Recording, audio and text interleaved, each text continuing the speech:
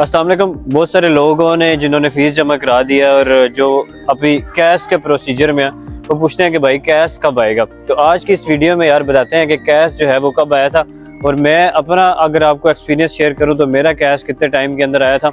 क्योंकि जब आपने फ़ीस जमा करा दी होती है तो आपकी सारी चीज़ें हो चुकी होती हैं और आपको बड़ी टेंशन होती है कैश की। मुझे भी बड़ी टेंशन थी और मैं तो स्टूडेंट्स को ये रिकमेंड करता हूँ कि यार अगर आपने यूके का प्रोसीजर कर रहे हैं तो आप जितनी जल्दी हो सकते हैं वो यूके आएँ, क्योंकि आपके लिए फिर जितना आप लेट आएंगे ना उतना आपके लिए नुकसानदेह होगा।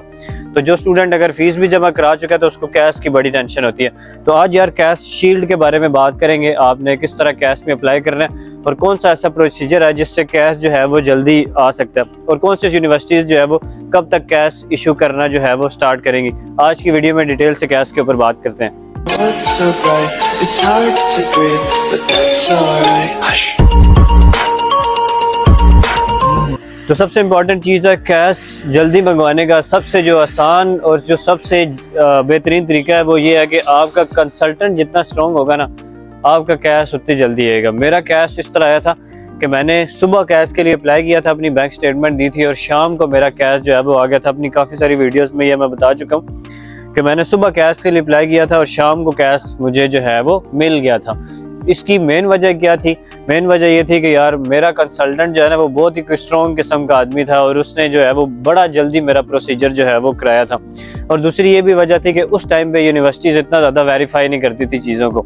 यूनिवर्सिटी सिर्फ बैंक स्टेटमेंट देखती थी कि बस फूरिया ऊपर लिखा हुआ है, तो वो कोई बहुत ज़्यादा ईमेल करके या बैंक से जो है वो कन्फर्मेशन नहीं करती थी। लेकिन अब क्योंकि चीज़ें जो है वो चेंज हो चुकी हैं, क्योंकि यहाँ पे लोग बहुत ज़्यादा आ चुके हैं, जिसकी वजह से यूनिवर्सिटीज़ अब वेरीफाई करती हैं बैंक स्टेटमेंट को कि क्या वाकई जो है वो ये चीज़ें हैं। फिर बहुत सारे लोगों के जो डॉक्यूमेंट्स हैं वो भी वेरीफाई हो रहे होते हैं, क्योंकि उसकी मेन वजह ये है कि अभी इन्होंने ऐलान किया कि यार ये चीज़ें हम जो है वो वेरीफाई करेंगे।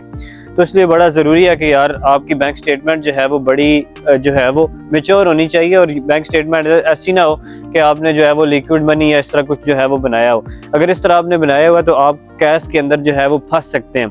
अब दूसरी इंपॉर्टेंट चीज़ कि कैश की जो डेडलाइन है ना, जो यूनिवर्सिटीज़ जो देना शुरू कर देंगी कैश, वो कोई ख़ास स्पेसिफिक डेडलाइन नहीं होती।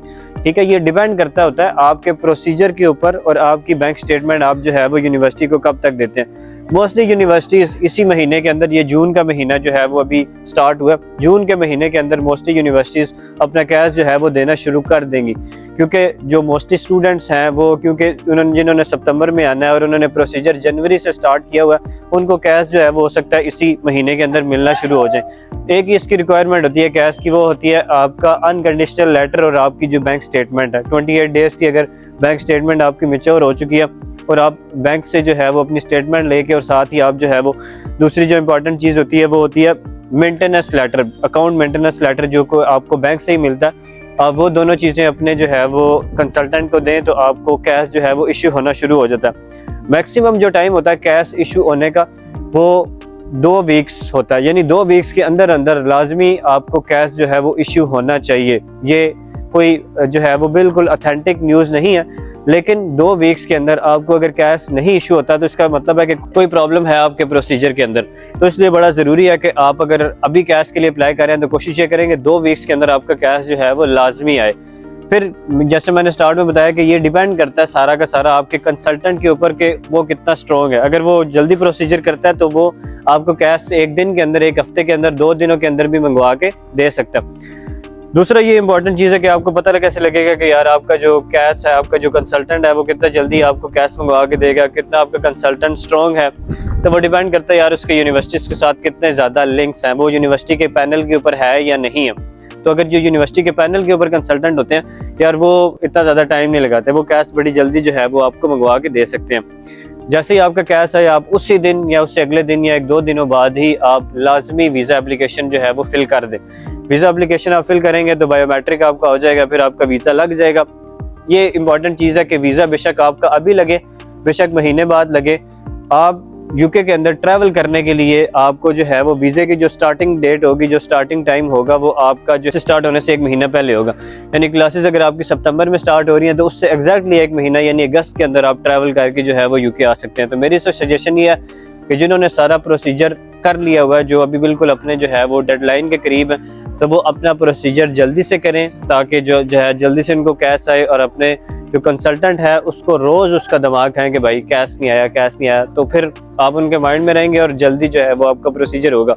बाकी इंपॉर्टेंट चीज़, कैश की कोई जो है वो किसी किस्म की कोई स्पेसिफिक डेट नहीं है कि अब से कैश देना शुरू करेगी। यूनिवर्सिटीज़ जिनके प्रोसीजर फॉलो हो चुके हैं, जिनका अनकंडीशनल आ चुका है, उन्होंने बैंक स्टेटमेंट भी दे दिया, वो कैश तकरीबन देना शुरू हो चुकी हैं इसी महीने के अंदर। आगे से लोगों को कैश जो है वो मिलना शुरू हो जाएंगे। तो आप जल्दी से अपना जो है वो फॉलो अप करें और अपने कंसल्टेंट के ऊपर जोर दें, तो आपको कैश मिल जाएगा। बाकी वो तमाम स्टूडेंट्स जो मेरे ज़रिए से यूके आ रहे हैं, उनको बड़ी बड़ी मुबारक हो, क्योंकि मोस्ट स्टूडेंट्स के कैश जो है वो हम अप्लाई करने के टाइम के ऊपर आ चुके हैं। आज की वीडियो में इतना ही। मज़ीद इसी किस्म की वीडियोस बनाते रहेंगे। बहुत शुक्रिया। अल्लाह हाफ़िज़।